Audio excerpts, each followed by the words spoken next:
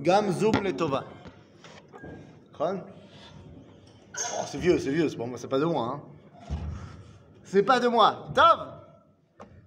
Donc, Boker Tov Lekoulam, on revient dans notre étude de Parashat Shavua. Qu'est-ce que ça veut dire Ve'ata? Ve'ata. Oui, Ve'ata. Talou, tu l'écris avec un Aleph ou avec un Aïn? Eh ben, c'est marqué avec un Aleph. Ah. Et toi? Qu'est-ce que ça veut dire et toi? Et qui va ordonner au Bnei Israël? Ve'ata, tu savais. C'est toi qui vas leur ordonner. Alors, quel est le lien avec Teruma? Ah, le lien, il est très simple. C'est le V déjà. Ah. Alors, je rappelle à tout le monde que nous sommes en train d'ouvrir notre cours sur la paracha, mais on a été tellement rapide que directement, il y a une question qui est arrivée. Mais pourquoi la paracha commence par Ve'ata, Tetzavé, et toi, tu ordonneras au Bnei Israël? Quel est le lien avec la paracha de Teruma? Eh bien, le lien est très simple, les amis.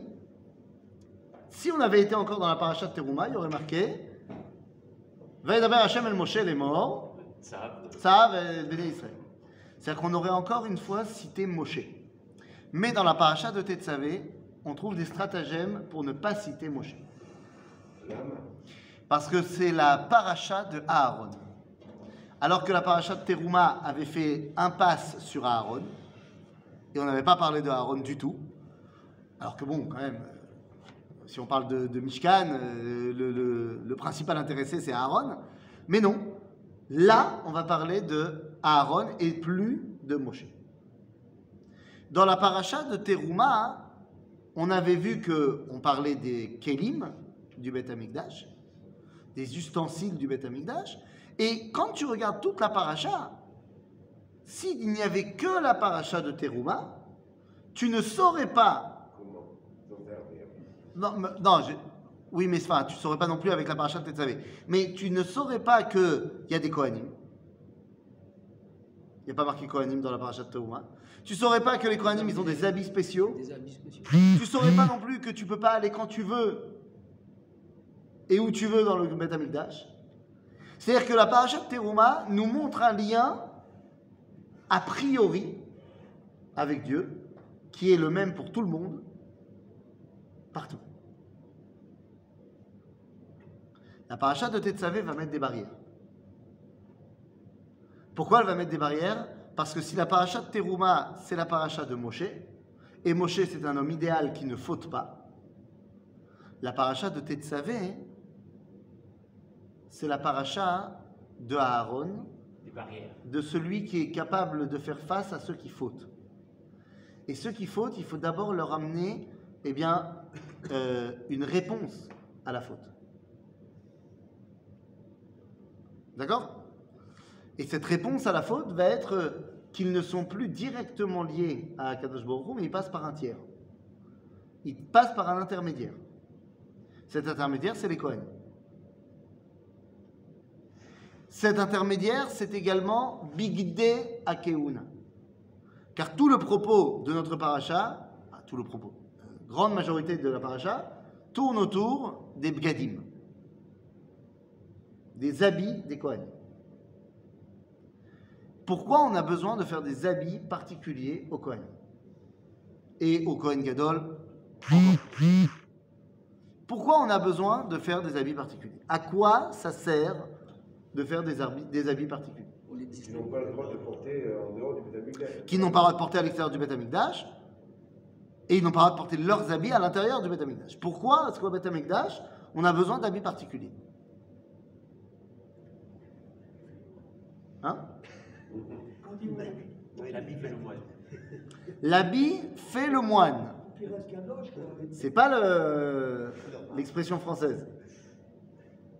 L'expression française dit l'habit ne fait pas le moine. Mais chez nous, l'habit fait le moine.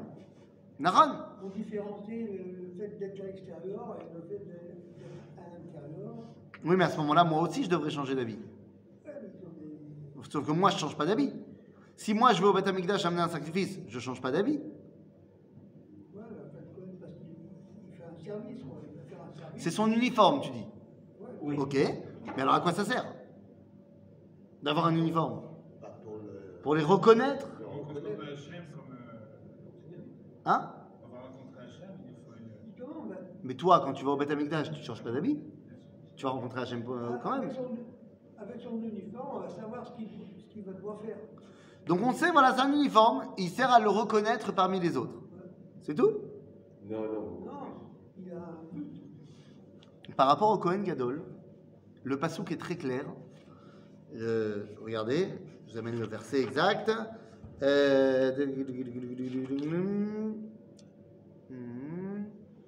est-ce que c'est? Il est. Passouk bête.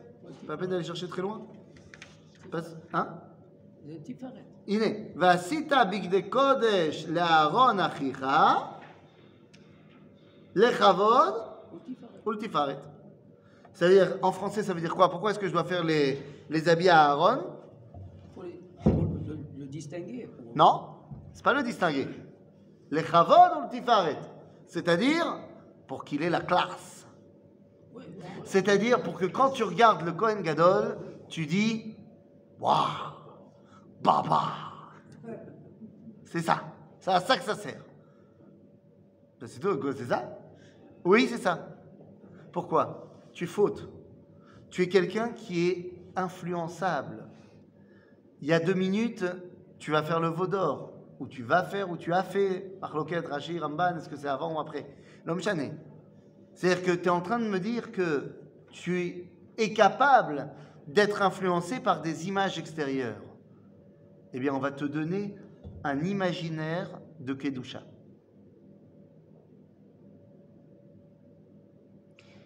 Le Kohen Gadol, il a la classe. Et comme ça, tu vas pouvoir dire waouh, pas un truc qui est extérieur, mais un truc qui est intérieur. Ça impose. Mais ça impose de la Kedusha. Quand tu rentres dans une synagogue qui ressemble à rien, ou quand tu rentres dans une synagogue toute nouvelle, flambant neuve, Bezrat Hashem, bientôt, Amen, Keni Ratson, Inch'Allah. Amen. Où est-ce que tu as l'impression d'être plus waouh? Alors je sais que c'est pas du tout ce qu'on a dit pendant 2000 ans. Pendant 2000 ans, au contraire, la petite synagogue en bois avec la petite bougie qui éclaire le rabbin qui étudie ça, qui est mouret, ça c'était le summum de la grandeur. Et les grandes synagogues de la Renaissance italienne, c'est pas là-bas qu'on trouvait la Torah. Mais elles sont belles. Est-ce qu'il ne serait pas temps de réunir les deux? Les premiers qui ont fait ça, c'est qui? C'est les chassidim de Belz. Lorsqu'ils ont fait la synagogue de Belz, là, de Kiryat Belz à Jérusalem, sous les traits du Beth Amikdash presque. Ils ont fait un truc vous connaissez la grande synagogue carrée comme ça? Hein? Pas la Khourba, la synagogue de Belz, vous avez jamais été? Elle est où? Elle est située où? De Kiryat Belz à Jérusalem. Et c'est magnifique, c'est magnifique. Et Chal Shlomo, la grande synagogue de Jérusalem, c'est beau. La Khourba, quand elle a été reconstruite, c'est beau. À quoi ça sert de faire des grandes synagogues belles? Parce que les Chavod ou le Tifaret. Il n'y a pas de raison qu'il n'y ait que les chrétiens qui aient des belles églises, ou que les arabes qui aient les musulmans qui aient des belles mosquées. Nous aussi, on veut une belle synagogue, Makara. C'est ça? Donc le but, c'est de te donner un imaginaire de Kedusha. D'accord? Rachou? C'est sûrement plus attractif de voir quelque chose de beau que de pas de voir quelque chose qui n'est pas beau. C'est pas shoot. Il y a quelques euros, il mérite ça, au moins. Ouais, mais là, pour le coup, c'est pas pour Akadosh Baruch Hu. C'est pour nous. C'est pour que nous, on soit connectés Influencé. à quelque chose qui nous rattache à la Kedusha. C'est-à-dire? Donc ça, c'est la première chose. Chav, on a dit, il faut donc des habits. Mais quels habits? Et puis d'abord, c'est quoi un habit? Comment on dit un habit en hébreu? Beged. Beged. Ah, c'est positif ou c'est négatif le mot beged? Beged, c'est pas tellement positif. C'est- Ça dépend si tu le traduis en anglais ou pas. C'est Pourquoi c'est quoi en anglais? Beged, c'est des espions. C'est mendiant. Ah, oui, mais non, là, ça marche pas. Non, Beged, c'est espion. C'est un boged, un Beged. un beged, zemaché boged, ça trahit. Ah ben, c'est quelque chose qui cache de toute façon. Attends, je reste sur 2 secondes sur beged. Le mot beged, il est négatif, parce qu'il nous rappelle celui qui est boged. il lui manque le Aleph. Il est Bet Gimel Dalet. Beged. Il manque l'origine. D'accord? Il manque le Aleph. Ah ouais, Beged. Ça commence par Bet. Le Beged ou Boged, Bémet. Des fois, tu mets des habits et ça ne reflète pas qui tu es. Comme on dit, l'habit ne fait pas le moine. Donc, à Beged ou Echoliot Boged. Ou alors, dans le même ordre d'idée, on peut parler également, pas seulement de Beged, mais de Levouche. Ah, Levouche, c'est autre chose. Ça sert à quoi le Levouche? S'habiller. À s'habiller. Et pourquoi faire? Pour ne pas être, pour être ce qu'on appelle Levouche, lo bosch. Rien à voir avec les Allemands. Rien à voir. Rien à voir. Lo boucha. Pas avoir honte. De ne pas avoir de honte. Rappelez que Adam veishto ayu arumim velo yitboshashu. Et après, ils ont dû se faire des coups de notre or. Donc, mazel levouche, c'est ce qui permet de ne pas avoir honte. Imagine si tu es tout nu devant tout le monde. Fait honte? Même si aujourd'hui, plus la société avance et plus on enlève des morceaux de tissu et ça fait honte à personne. Hein, il ne reste plus grand-chose dans les morceaux de tissu. Hein, Ça, Malasot, c'est. Bah quoi, Malasot? C'est la marche du temps. C'est la marche du Ça veut dire temps. quoi, c'est la marche du temps? Le temps, il n'est pas Maintenant, obligé. je viens de voir la télévision. Maintenant, des hommes qui mettent des slips qui ressemblent beaucoup aux culottes de femmes. Ah, mais écoutez, Non, je viens de voir. je ne suis pas C'est la- un Non, mais professionnel c'est la marche comme du toi. temps, Hein. comme ça, c'est le Malasot. Ça va de La mode en la mode. mode des hommes, ils portent des vêtements comme les qui ressemblent. Ils ont des trucs brodés dans le truc comme les femmes, pareil. C'est un truc. Qu'est-ce que tu veux que je te dise? Mais non, ne dis rien. Ah, je ne dis rien, je ne dis rien. Le but du levouche, c'est d'être loboche, de ne pas avoir honte. D'accord? Donc c'est mieux que beged. Mais il peut y avoir une autre façon d'appeler le vêtement.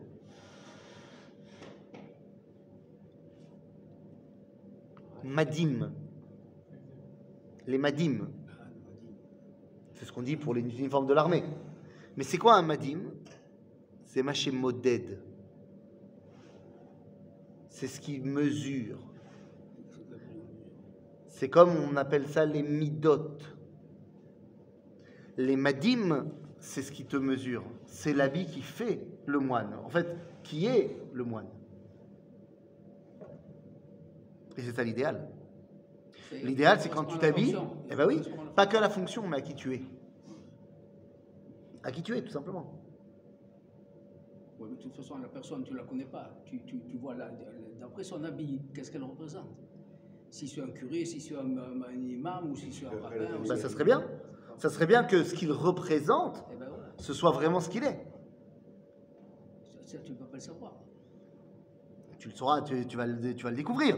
Mais je veux dire, l'idéal, Ouais, quand tu vois quelqu'un comme ça, tu ne sais pas qui il est. Tu vois qu'il est habillé comme ça. Tu vois le Rishon LeZion. Tu le vois avec ce truc comme ils ont les chavod ou le tifaret.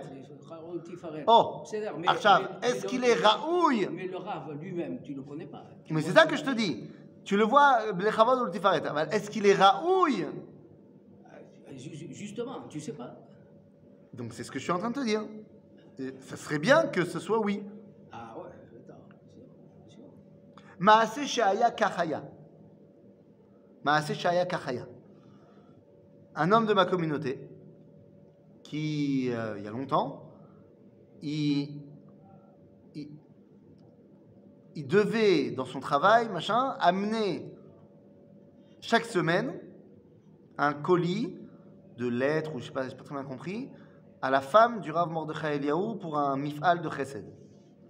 Et donc, une fois par semaine, il amenait à la maison du Rav Mordechai Eliaou, et sa femme, elle était là, et elle récupérait les lettres. Et donc, un jour, il vient à l'heure habituelle, et sa femme, elle était chez le médecin.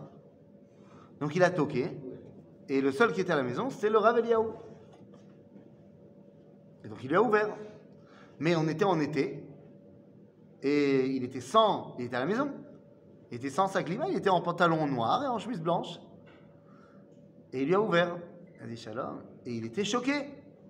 La première fois qu'il avait vu le Rav Eliaou sans l'attirail. Il avait l'air d'être un grand-père, comme tous les grands-pères. Et là, il lui a dit bon, bah, c'est très bien, je vais récupérer moi les lettres et rentrer 5 minutes, reposez-vous, je vous sers à boire. Il dit non, tout va bien. Il dit non, mais rentrez, de toute façon, c'est pas pour vous, c'est pour moi aussi j'ai soif. Et il lui a fait un thé. Et il s'est fait un thé aussi à lui. Et ils ont bu ensemble et il lui a demandé de lui raconter sa vie et tout ça, machin. Et quand il est sorti, il a dit maintenant je comprends. Qu'est-ce que c'est l'habit? C'était juste pour que les gens ils sachent, ceux qui ne le connaissent pas, qu'est-ce qu'il y a vraiment en dessous. Ça c'est le Rav Mordechai Eliyahu. C'est comme ça. Hein. Donc est-ce que toi c'est des Bgadim? Est-ce que c'est des Levushim? Ou est-ce que c'est des Madim? Donc ici on va nous faire les habits des Kohanim. Mais les habits des Kohanim, il y en a combien? 7. T'es sûr de ton coup? Il y en a 5. 5, t'es sûr de ton coup? Il y en a plusieurs. Les amis, c'est ou 4 ou 8 la bonne réponse. Moi, hier, j'ai dit 8. Avec le Rav Eliaou, j'ai dit 8. Lui, il a dit 5. Alors ça, je n'ai pas compris, je ne l'ai pas relevé. Ah, Moi, tu lui demandes. D'après la paracha, je pense qu'il y a C'est ou 4 ou 8. C'est-à-dire, c'est 4 pour un Kohen normal Ouais. et c'est 8 pour le Kohen Gadol. Ah oui, A priori, c'est une bonne question. Mais il faudra lui demander parce que ah ouais, ça c'est intriguant. j'ai pas voulu le... Alors, c'est quoi les 4 habits du Kohen normal? C'est le mitzvah. D'abord, le caleçon. Il y avait tout des Caleçon? caleçons. Caleçon Caleçon, boxer? avec Oui, c'est un boxeur. le cuisse, c'est un boxer qui vont Non, faire la ceinture. non. Il n'y a pas de boxer. Ah, désolé, il n'y a pas de boxer, il y a ce qu'on appelle Mirnesaim. C'est un pantalon. Alors, c'est un pantalon qui va jusqu'au mollet. Ce que les Haredim appellent Gatkes. Et c'est ça leur caleçon. C'est un pantalon qui va jusqu'au mollet. Ok? Ça c'est pantalon, Mirnesaim. En France, on appelle ça les golfs. Les golfs? Pantalon golf. Pantalon golf? Ouais, parce qu'on le mettait au mollet, après il retourne un petit peu comme ça, comme les joueurs de golf. Le dire. Après ça, on a la tunique. Qui va en dessous de quoi? Non, au-dessus. En dessous de quoi? Du pantalon? Il n'y a rien d'autre. On parle du Kohen normal. Kohen normal, il a une tunique. Des phones. Non. Non. À coutonnet. De l'intérieur vers l'extérieur. D'abord le caleçon, le pantalon. Pas intérieur ou pas intérieur, du bas vers le haut. Voilà. C'est-à-dire, il a le pantalon. Ensuite, il a sa tunique. Ok? Pour faire tenir la tunique, il a besoin d'une ceinture qui s'appelle.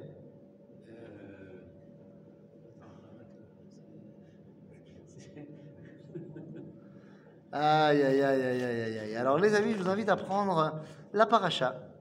Et je vous invite à prendre la page. Attends. Où est-ce que c'est? Alors. Attends. Quelle pression.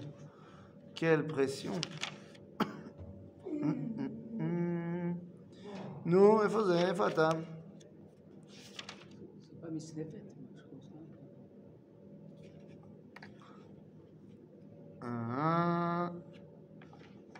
Attends, pourquoi cette pression? Ça, c'est les habits du Kohen Gadol d'abord. כתפיו, ועשית משפט זהב.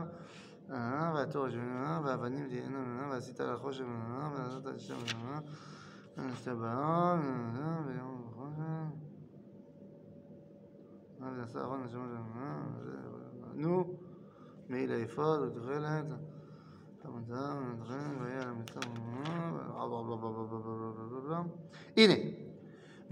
Page 134. Page 134, verset Mem. chapitre Kafret. ולבני אהרון תעשה כותנות, ועשית להם אבנתים ומגבעות, תעשה להם לכבוד ולתפארת. Donc qu'est-ce qu'on a? Avnet ומגבעת. מה זה כל זה?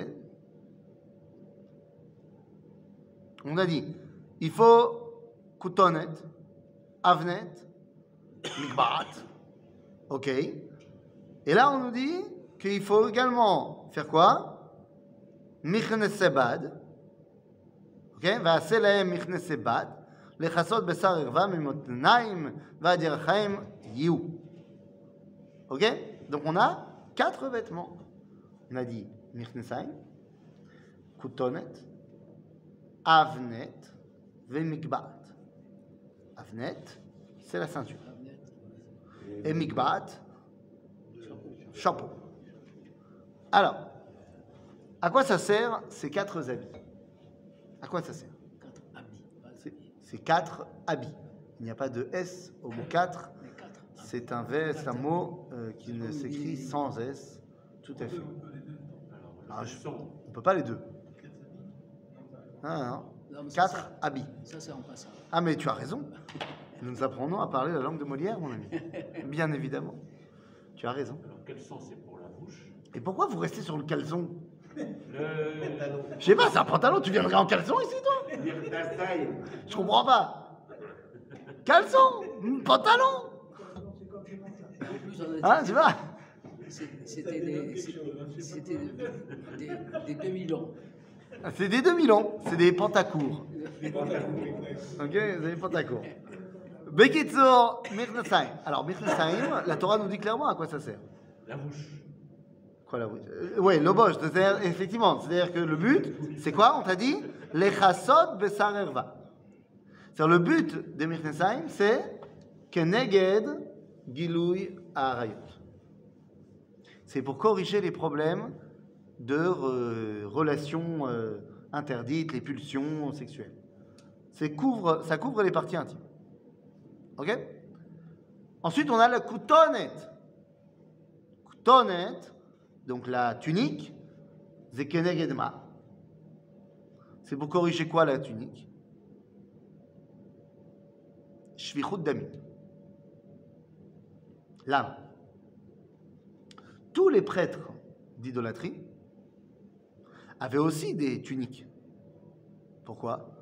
Parce que le prêtre, il fait quoi? Il fait des corbanotes. C'est mashpritz, d'âme. La tunique. Tu vas chez le boucher, il a son tablier, c'est pourquoi? Voilà, il n'a pas envie d'être tout sale de partout. C'est-à-dire qu'a priori, les habits d'un boucher ne sont pas ultra propres. C'est pour protéger de ça. Halakha. Un Kohen qui a 2 taches sur son habit ne peut plus servir. Il doit les changer. En d'autres termes, la coutonnette du Kohen, il n'a pas le droit d'avoir le sang versé. D'avoir le sang versé. Donc, la coutonnette est là justement pour faire anti ce qui se passe chez les goïms. Ok? Là-bas, il y a des sacrifices humains qui légitimise quelque peu le meurtre d'êtres humains. Alors tu vas me dire, mais non, c'est que dans le temple. Oui, mais s'il y a un sacrifice qui est humain, quelque part, ça légitimise le meurtre. Et après, la personne qui va tuer son prochain dans la rue, il va pouvoir dire, oui, mais non, mais c'est pour Dieu. Nous, on dit, le Kohen qui a 2 taches de sang, c'est pas possible. Alors, tu t'imagines ce que c'est de bosser à faire des corbanotes toute la journée et de jamais être sale? C'est un exploit. Ah ben faut travailler quoi, faut apprendre. Hein. Comment tu fais la shrita à un animal et t'en mets pas partout? C'est là pas shoot. Donc on a dit Mirnasaim Giloy Arayot, Kutonet, Shvichut Dami.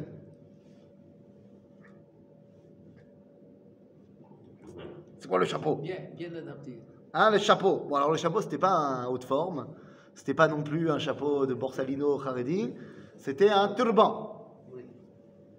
Un turban. Vezeke negedma. Avodazara. Tu te rappelles pourquoi tu as une espèce de pizza sur la tête? Pour se rappeler, parce qu'il est au-dessus, il y a quelqu'un au-dessus. C'est à ça que ça sert notre kippa. Agave, la kippa que toi et moi on porte, c'est zecher des chapeaux des Kohanim. On peut venir avec un turban à la place de la kippa. D'abord oui. Boniré Otra. Viens, allez, arrête de parler. Arrête de parler, la semaine prochaine, viens en turban. Viens, on verra. Fais le malin. Viens. Il serait beau, il serait beau. Ah, ce serait beau, hein. Moi, je propose la semaine prochaine, turban. Et attends, est-ce que tu as prévu de nous faire une surprise incroyable à Purim? Et comme tu es un fou à Purim, tu viens sans masque. T'imagines? Ah, ça va. Ah, truc de fou. Hein? Purim. Nounou. Alors viens avec un turban la semaine prochaine. Bien sûr que tu auras de venir avec un turban. Le but de la kippa, c'est d'avoir un truc sur la tête. On s'en fiche, c'est quoi le truc? À quoi ça sert le truc? C'est de te rappeler que Akadosh Baruch Hu, il est au-dessus de toi. Maintenant, à l'époque du Beth Amikdash, les seuls qui avaient des kippotes, c'était les Kohanim. Ça s'appelait Amikbaot. Ok? Ce qui veut dire qu'en mettant notre kippa, on est un peu des Kohanim à ce niveau-là. Quelque chose qui était l'apanage uniquement de eux à l'époque, aujourd'hui devient l'héritage du peuple juif. La kippa, c'est une délimitation. C'est-à-dire que les Kohanim à l'époque, où nous, on dit, c'est comme ça, c'est un pérouche que j'ai lu, on est limité, c'est-à-dire que l'espace, on ne peut pas prendre l'espace. Moi, c'est mon espace à moi. Ok. C'est un truc. C'est d'accord. Ça marche aussi pour les chapeaux des Kohanim. Ok. Et enfin, on a dit la ceinture. Alors, ceinture qui ne se met pas au niveau de notre ceinture, mais qui se met là. C'est séparé entre le Kodesh et le Chol. Non, c'est pas séparé entre le Kodesh et le Chol, parce qu'on a dit il n'y a pas de Chol, mais c'est Keneged Irure Alev. C'est contre les mauvais sentiments, ce que tu veux.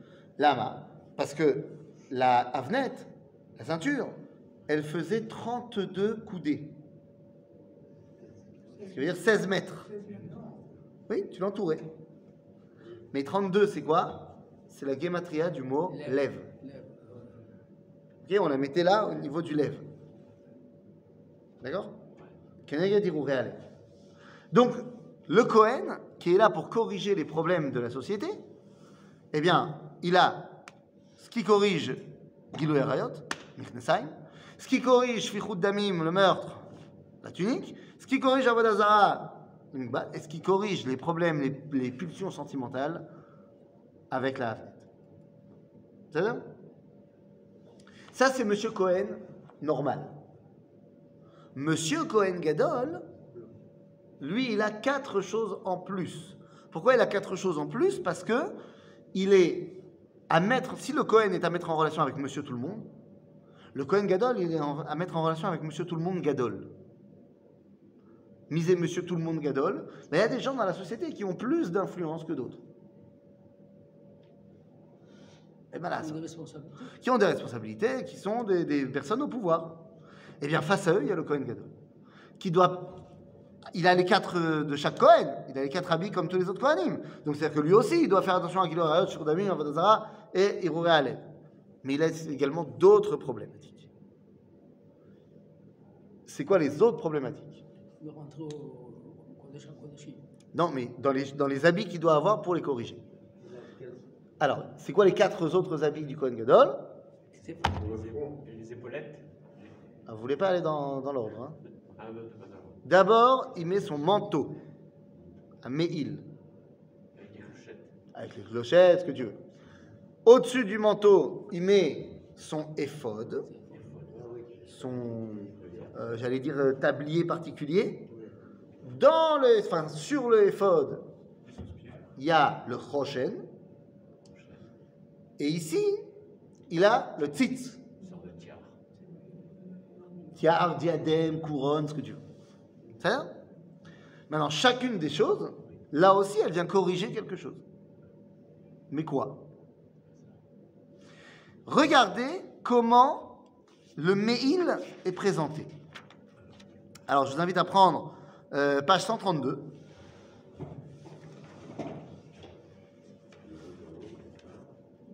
« 132 en bas de la page, Vasita, verset 31. Vasita et Meil haéphod. Yesh? Alors regardez bien. Vasita et Meil haéphod kelel techelet. Vaya pi rosho betocho safa yé lepiv saviv maase oreg kepi tachta tachara yé lo yikarea. ועשית על שולב רימוני תכלת וארגמן תולעת שני על שולב סביב ופעמוני זהב בתוכם סביב פעמון זהב ורימון על שולי המעיל סביב. Qu'est-ce qui revient dans la confection du Meil? Revient la dimension de pi. Je répète, vaya pi rosho safa yé le piv saviv Kefi tachara. C'est-à-dire que quel mot on met en valeur ici? Mais c'est pi, c'est p. Ça bouge, c'est p. En d'autres termes, le Meil, il est là pour corriger quel problème? La shonara. La shonara. Maintenant, pourquoi est-ce qu'il n'y a pas marqué ça chez M. Cohen, tout le monde? Tout le monde doit faire attention à la shonara. Oui, mais quelqu'un qui n'a pas une grande influence, ben, son lachon hara, il va être katan aussi. C'est le dépositaire de morale. Katan. C'est-à-dire que si toi, les seules personnes avec de ton monde, il se limite à une dizaine de personnes qui sont tes copains et tes. Voilà.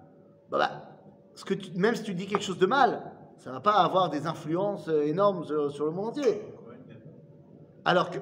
C'est ce que je te dis. Mais pas que le Kohen Gadol. Le Kohen Gadol, il fait face aux autres Gdolim du peuple.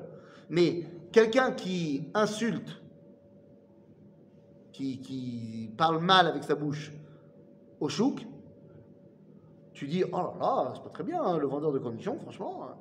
Et puis ça y est, 2 minutes plus tard, t'as oublié, c'est pas très grave. Mais des insultes comme ça à la Knesset, c'est pas possible. Car tous les députés sont des gens respectueux de la parole. Ah, c'est pas comme ça? Il devrait. Ah, Il devrait. Alors que, quand j'ai dit que le vendeur de cornichons, il parlait mal, personne n'a dit « Ah ben il devrait ». Il devrait, mais c'est aidé. Mais celui qui est à la tête de l'État, celui qui a des responsabilités. Mais plus tu montes, plus tu dois faire attention. Mais oui, c'est pour ça que le Kohen Gadol, lui, il a ce Meil. Ok? Par opposition aux autres, où c'est beaucoup moins grave. Ça? Donc on a le Meil. Après le Meil, on a dit le Ephod. C'est ça? Ma Sipur. Le Ephod, qu'est-ce qu'il a ici? C'est pour tenir son gilet, quoi. Il a les épaulettes sur lesquelles il y a marqué Shemot Bene Israël. Sisla. En d'autres termes, il porte sur ses épaules le peuple juif. Ok? Il a également le Choshen. Mazé à Choshen, le pectoral, avec les 12 noms, les 12 pierres, les 12 tribus, qui sert à faire le mishpat. Urim vetumim, la loi. Eh oui, le Kohen Gadol, il représente également la loi, la kedusha qu'il y a dans la loi. Il y a une différence entre Urim et Turim. Parce que c'est des noms de Dieu.